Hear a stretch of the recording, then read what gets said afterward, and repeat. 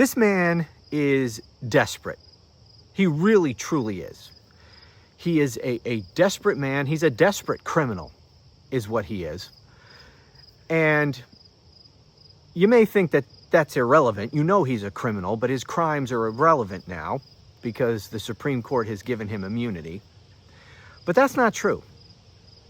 They've given him a certain degree of immunity. That's certainly true. And that horrendous decision that the Supreme Court issued last summer truly was one of the worst in American history. But even still, he's not completely covered. He's not immune for all crimes. And many of the crimes that he has committed since becoming president are not covered by the Supreme Court's immunity decision. He has immunity only for official acts as president. Well, he has, there's different levels of immunity per that opinion. He has absolute immunity for things that are core constitutional functions of the president. He has presumptive immunity for things that are arguably official acts. He has no immunity whatsoever for things that are personal in nature. And many of the crimes that he committed are personal in nature, that can in no way be argued to be official acts of the president. And so it doesn't matter that he's president when he commits those crimes. He has no immunity. And once he leaves office, he can be prosecuted for those crimes. He has also committed many crimes which his lawyers could argue are official acts. Now, remember what I said. He has presumptive immunity for official acts, not absolute immunity. So if he is charged with a crime that include actions that can arguably be characterized as official acts, prosecutors can potentially overcome that presumption by demonstrating to the court that prosecuting him for those actions would not hamper the ability of future presidents to do their job. That's basically the test they set out. Anyway, the point is, without getting into specifics, and by the way, we've seen him commit a lot of crimes or that are arguably crimes, that certainly seem to be crimes. But there are a lot of things that I'm sure he has done that we don't even know about that are probably crimes. I mean, this man, he's a criminal to his core. He commits crimes almost as frequently as he lies, which is to say every fucking day. He's an habitual liar. He's an habitual criminal. He can't help himself. He cannot operate within the rules of society or within the bounds of the law. He is simply unable. He doesn't think that the rules apply to him, and he frankly doesn't care about rules or laws or certainly norms or anything like that. Such are his personality defects and his mental illness of various sorts that he is simply unable to abide by the law. And he doesn't. Anyway, getting back to his desperation, which you see on full display every day. He is telling you how scared to death he is and how petrified he is. I know a lot of people don't think that. Oh, he's not afraid of anything. He has all the power in the world. Nobody can touch him. He's not afraid of anything. The hell he's not. He makes it obvious every day that he is worried about the midterm elections. I mean, why should he even be all that worried about the midterm elections? Think about it. Why is he so worried about the midterm elections? Which obviously he is, because he's doing everything he can in a panic to try to rig the outcome of those elections. That's what this whole redistricting fight is about. I mean, out of nowhere, nobody was talking about redistricting. I mean, even a month ago, I don't think anyone was talking about that. This was only in the last, what, couple weeks that he brought this up out of freaking nowhere? I mean, we are mid-decade. Redistricting hasn't been on anybody's mind. Then all of a sudden, this jackass starts panicking, and he's desperate to try to rig the midterm elections somehow, so he demands that Republicans in Texas redistrict to try to squeeze a few more Republican seats out of there, which, by the way, I have explained that there's a good reason to think that that effort might blow up in his face. In his effort to get more Republicans elected out of Texas, he might actually get more Democrats elected out of Texas to the House of Representatives, which I've explained, and maybe we'll talk more about in another video. But so he brings this up out of nowhere. Why? Because he's panicked. Because he's panicked about losing the midterms. Why should he be panicked about losing the midterms? I mean, he's not on the ballot. Well, he's worried about losing Congress, then he won't be able to get his agenda passed through Congress. Are you fucking kidding me? Does he seem like he gives a shit about passing anything through Congress? What the hell has he passed through Congress? Well, he's passed that big, beautiful piece of shit bill, but that was primarily a budget bill. They had to pass a budget bill. And since they had to, they threw a whole bunch of other crap in there. And so we got that one. But what else has he passed through Congress? Virtually nothing. Is there any legislation pending in Congress that he's trying to push through? No. Is he offering any legislation? Does he have any proposals to Congress? Does he have any programs? No, nothing. So what the hell does he care to go through Congress for? That's not what he's worried about. And he's not worried about his own re-election because he's not on the ballot in the midterm elections, and he's never going to be on the ballot again. And I know some of you, I can already hear you typing in, he's going to run for a third term. No, he's not going to run for a third term. I can't keep spinning my wheels, shooting down all this nonsense. And by the way, guys, one of the reasons why I try to really to educate you about some of these things is so that you stop spending your time worrying about fucking nonsense and focus on the real problems. And there's plenty of those. There are real threats that this man poses to our republic and to our future as a country. Him running for a third term, that's not something you should be concerned about. That is not going to happen. Likewise, the one that most recently has been getting, I've been seeing people freak out about the most, is canceling elections. That's not going to happen either. But Romano, he's going to declare an emergency and declare martial law and cancel elections. That's not a thing, as I've explained.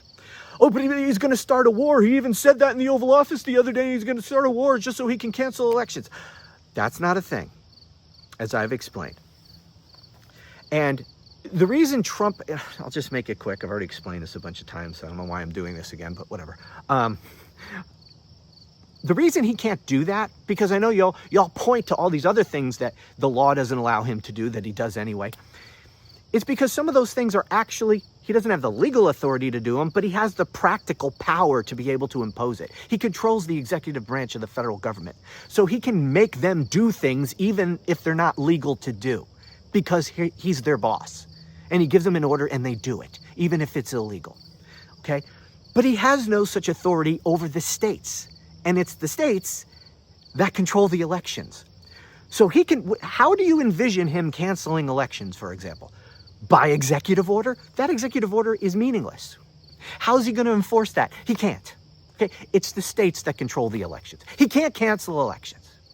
And he can't put himself on the ballot for the same reason. Who controls ballot access? The states. He can't force his name on there. It's not going to happen.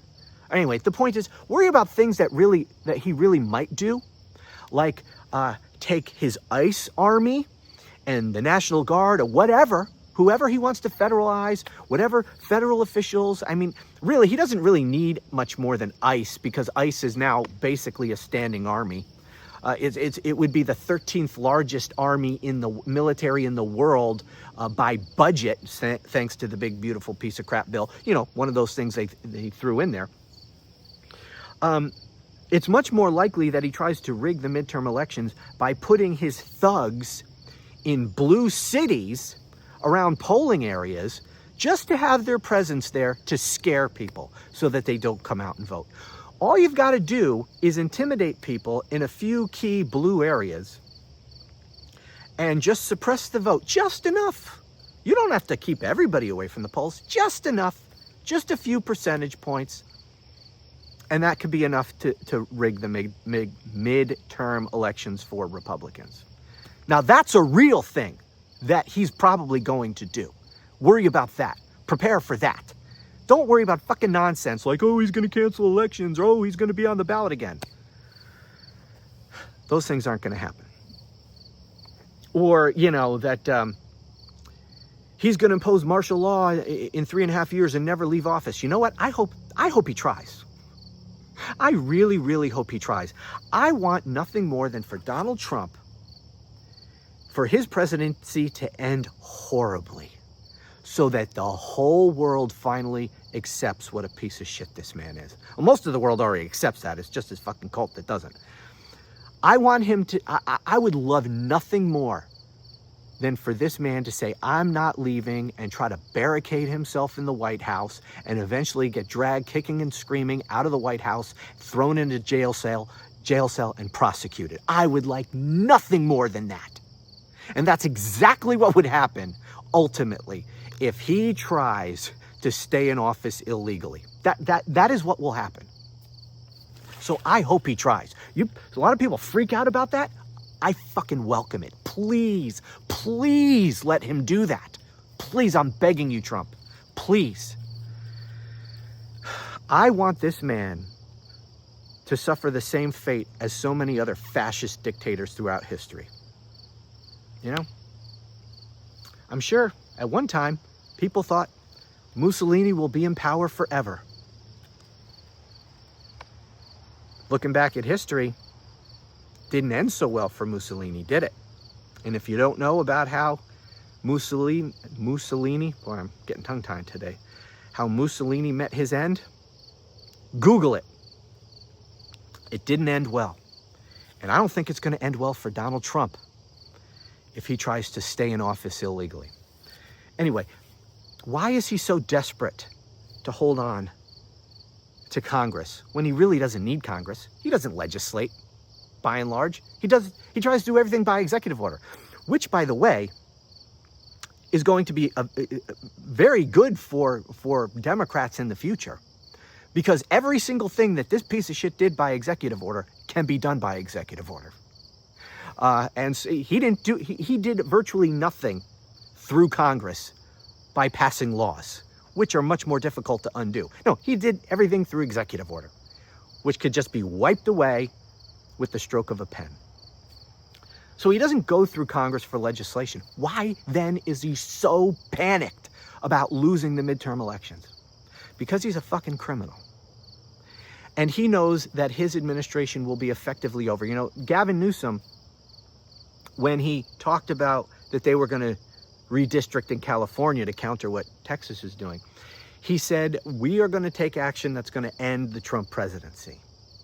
And he said, not technically, it's not going to kick him out of office, but it will functionally end his presidency by helping Democrats win back control of Congress. And he's exactly right. To a large degree, his presidency will be functionally over. In part because he's a fucking criminal. And if God willing, Democrats win big, as I believe they will, even in spite of Trump's attempt to rig the election, which is, as long as we are on guard. Anyway, if Democrats win back control of Congress and they do what they should, which is start investigating this piece of shit on day one, all of his crimes, all of his grifts, all of his corruption. Can you imagine? That's all Congress will be doing. And that's all they should do if Democrats win control of Congress in the midterms. Because nothing they pass, if they want to pass legislation, Trump's not going to sign it. So in terms of legislation being passed, It's going to be a standstill. Nothing's going to happen. Now, they may have to pass budget bills, but, that's it. Nothing else is going to pass. Trump's not going to sign anything. Instead, what they should do is focus on bringing this piece of garbage down and bringing him to justice. Hopefully with an eye toward impeachment and removal. And I'm tired of people saying, "Oh, that can never happen." I'm sick of the people throwing up their hands and they give up in advance. "Oh, well, he wasn't removed from office before, so that necessarily follows that that impeachment can never be successful in the future." I can't stand defeatists. I can't stand people who give up in advance, and they'll tell you they're just being realists. No, they're not. They're being cowards who don't even want to engage in the fight. They're giving up without a fight. That's what they are. Yes, we can't impeach him and remove him right now, but politics is not a static thing. Politics always changes. And let me tell you, if Democrats win big in the midterms, the political calculus of people in Washington is going to change dramatically, right? And who knows what Democrats could uncover with their hearings into Trump once they take back control of Congress, God willing, next year. And Donald Trump is scared to death of that. He is scared to death of them having the power to subpoena. And yes, Trump will probably stonewall, and if they try to subpoena things from Trump and from his administration, they'll probably stonewall and not turn over stuff. But they don't just have to have the power to subpoena things from the Trump administration. They can subpoena things from companies that he has shaken down, individuals. I mean, he has committed a lot of crimes. He's engaged in bribery and blackmail and all this kind of stuff. Democrats should be issuing subpoena to all those companies and all those people that we suspect he tried to blackmail and take bribes from and all that kind of stuff. Get Sherry Redstone, drag her before Congress. Get to the bottom of that CBS fucking bullshit legal settlement over the 60 Minutes lawsuit, because that was bribery, as far as I'm concerned. That was bribery dressed up as a lawsuit settlement. Just because you settled a lawsuit, if the purpose was to bribe the president, it's still a crime. Anyway, he's scared to death of it. He really, truly is. And he's scared to death of Epstein. Oh, man. Is this man afraid of what might possibly be revealed when it comes to Epstein? Which is why he has been so desperate to change the subject to virtually anything else. And almost everything that he does and says right now that is like outrageous is designed for that. Now, it might have a dual purpose. Like, for example, he's going on and on about, "Oh, I'm going to issue an executive order to get rid of mail-in ballots." Don't worry about that. That's not a thing either, okay? Again, who controls elections? The states. He can't tell the states how they can conduct their elections, okay? That's not going anywhere. But it's designed as a distraction. Now, I don't doubt that maybe he will issue an executive order. And maybe in his deluded mind, he thinks that the states have to obey him, but they don't. But he's also doing this now as a distraction because nothing's working. Not even his phony summit with Putin in Alaska or the follow-up meeting with Zelensky. None of it has worked. They worked for a very small news cycle, and then we're back to Epstein. Epstein ain't going anywhere, and he's scared to death of it. And he's scared to death of Democrats having the power to subpoena when it comes to Epstein. And when Democrats have power, hopefully soon, they're not going to adjourn early for the summer and get the hell out of town to avoid dealing with Epstein, like Republicans did for Trump. So he's scared to death. He's desperate. He's a criminal. He knows he's committed crimes, and he's scared to death of what could come out. He really is. Anyway, those are my thoughts. We'll talk more about this because there's a lot more to talk about. But until then, thank you so much, and I'll talk to you again soon.